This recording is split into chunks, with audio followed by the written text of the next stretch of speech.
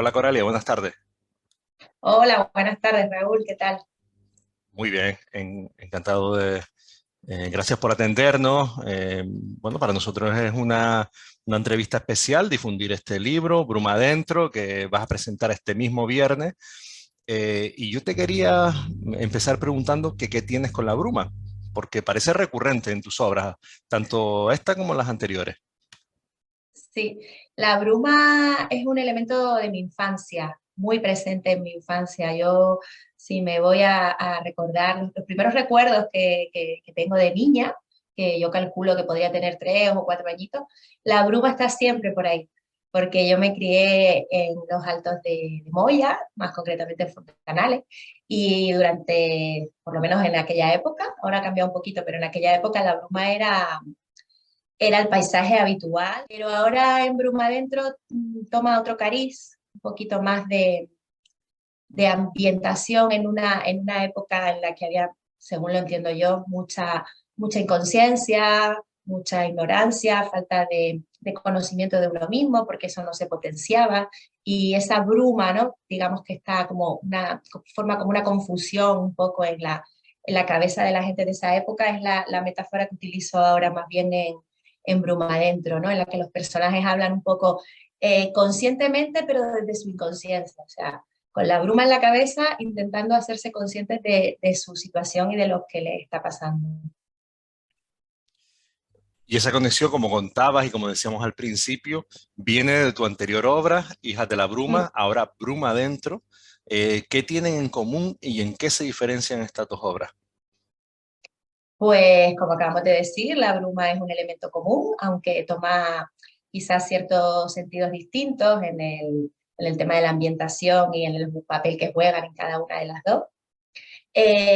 Pero sobre todo lo que diferencia una obra de otra es que una es una novela y otra es un conjunto de microrelatos. Entonces, en una novela, pues, un argumento, ¿no?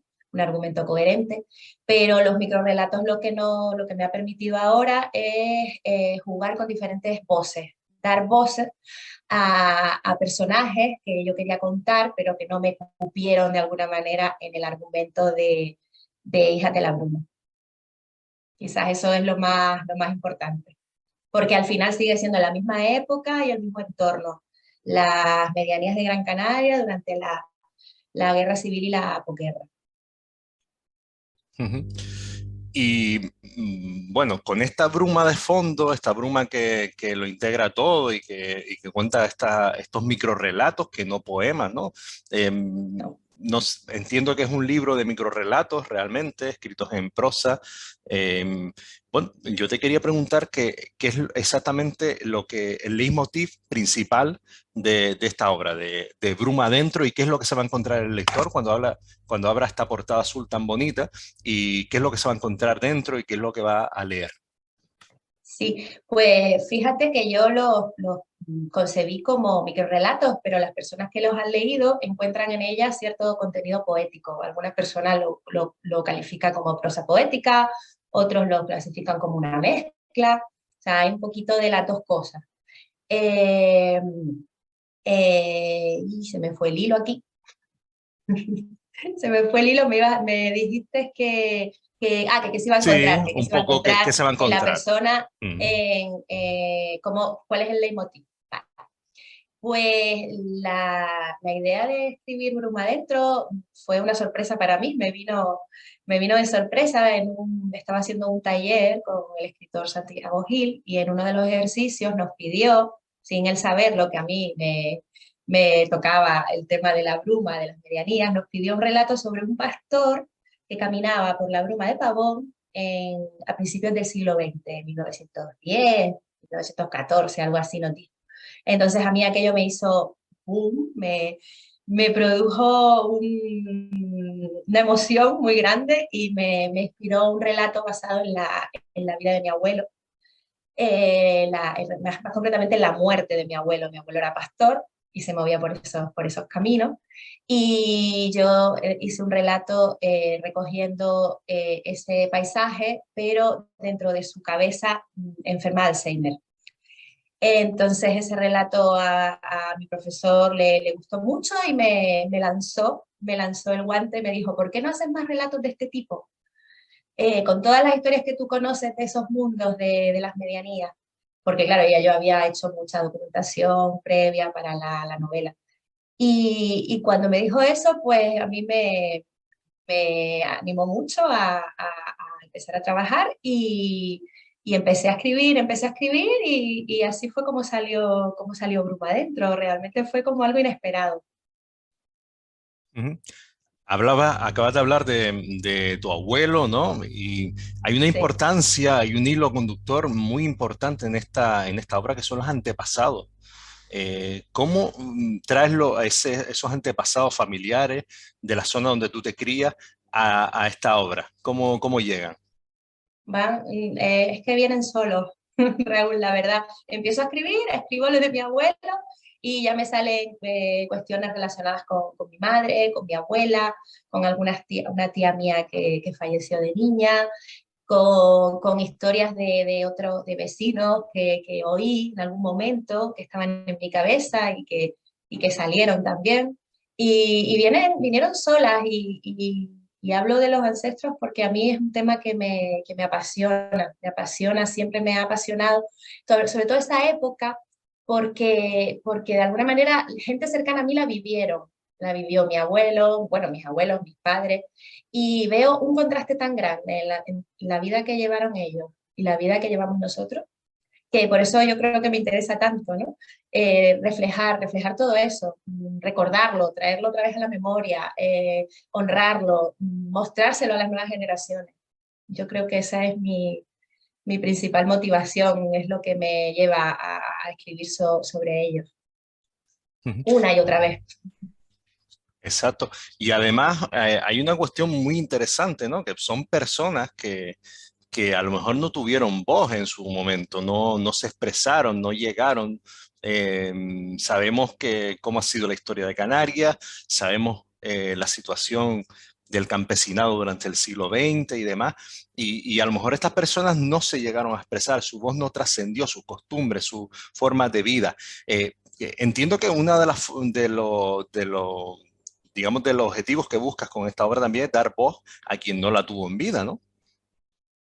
Sí, sin duda. Yo creo que por la situación que vivieron, que estamos hablando de una guerra, de una posguerra donde se instauró un régimen represor, pues ya solo con eso nos podemos hacer una idea de que no todo el mundo pudo expresarse libremente. No se daban las circunstancias, sino todo lo contrario. Se buscaba la uniformidad, se buscaba que todo el mundo fuera por el mismo camino ya establecido, sobre todo las mujeres, ¿no? Porque yo irremediablemente hablo más de ellas, que las historias que me contaba mi madre me llamaban muchísimo la atención. Pero también recojo muchas voces de hombres, de soldados que sobrevivieron a la guerra, de soldados que sobrevivieron pero parece que están muertos, de sus mujeres, de sus madres, de cómo era ser niño en aquella época, de cómo era ser niña. Todo eso me interesa muchísimo, teniendo en cuenta que yo siempre lo hago desde el respeto porque yo no lo viví. Yo me guío por lo que me contaron y por lo que he leído, ¿no? Y entonces me sirvo de la literatura para dar esa voz que tú acabas de decir. Y otros dos temas que son transversales a a toda la obra, a todos estos microrelatos, es mujer, lo acabas de nombrar, y paisaje, territorio, ¿no? Un Ujú. territorio muy concreto. ¿Hasta qué punto permean estos dos elementos en todos los microrelatos de la obra? Pues está por todas partes, partiendo desde la bruma, ¿no? Que ya nos da el paisaje externo. Todo el rato estoy moviéndome entre la cumbre y la medianía. Y el mar fundamental, porque somos isleños y el mar era como, sigue siendo, es una especie de carcelero, pero también es como la salida, ¿no? La única salida que tenemos de aquí. Hablo de la emigración también, tengo varios relatos relacionados con la emigración desde diferentes puntos de vista y nombro lugares concretos muy reconocibles, a lo mejor no los nombro como tal, pero cualquiera los puede reconocer. Para mí es fundamental porque la geografía de Gran Canaria es muy particular y muy hermosa. Yo estoy absolutamente enamorada de ella y además creo que jugó un papel muy importante en esa época en la que no había los transportes que tenemos hoy, ni los medios de comunicación de transporte que tenemos hoy. Entonces, la relación de los habitantes con la geografía era muchísimo más eh, clara, tenías que pasar por los lugares caminándolos y eso hacía que lo vivieran de otra manera. Por ejemplo, hoy nos vamos de senderismo como un deporte, pero para ellos era el día a día, ¿no? Y si yo ahora me voy a caminar, que a mí me encanta y disfruto de un paisaje, me planteo cómo lo vivirían esas personas que lo que tenían que hacer era desplazarse por ahí para sobrevivir, ¿no? Para ir a sus tierras, para vender, para hacer cualquier tipo de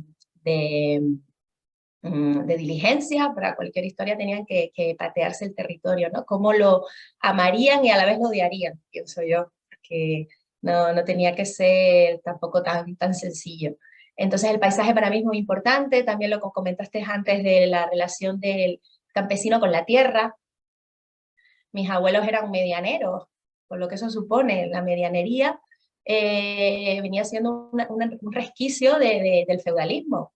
Entonces ellos cultivaban tierras que no eran suyas y también profundizo en eso, ¿no? ¿Cómo se sentiría un campesino que está sudando la tierra y que luego tiene que compartir la mitad con el dueño de la tierra, ¿no? Por un lado sentiría agradecimiento, pero por otro lado también sentiría resquemor. Yo veo esa ambivalencia, ¿no? La verdad que nunca me lo contaron, pero yo me pongo en esa piel y veo ese contraste, ¿no? Por un lado agradecer y por otro lado, eh, digamos, pedir, ¿no? O reclamar de alguna manera, a lo mejor, algún derecho más, no sé. Todo eso me lo planteo en los relatos. Ujú. Coralia, a mí me ha llamado la atención de tu biografía un detalle, que es que eres fisioterapeuta. ¿Y cómo llega una fisioterapeuta a la escritura?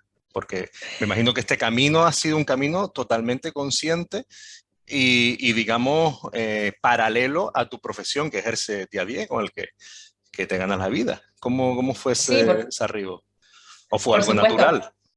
No, fue natural en el sentido, y que yo empecé a escribir en el 2018. O sea, yo empiezo a escribir y empiezo a escribir la novela. Empiezo con Hijas de la Bruma directamente. Surgió de la necesidad de contar la vida de mi madre y de las mujeres de su generación. Mi madre se puso malita, ya una enfermedad incurable, sabíamos que no iba a mejorar y entonces yo sentí la necesidad de hacer algo. Digo, no puede morirse mi madre y que eso quede así. Es lo que ella me ha contado, lo que ella ha vivido, lo que yo he visto que ha vivido ella y su familia, yo lo tengo que reflejar de alguna manera. Y opté por una novela, porque me daba más libertad que una biografía. Y yo creo que es porque tenía yo algo ahí oculto, ¿no? De alguna pequeña alma de escritora oculta que hasta ese momento no había surgido. Y estalló con eso, con la enfermedad de mi madre.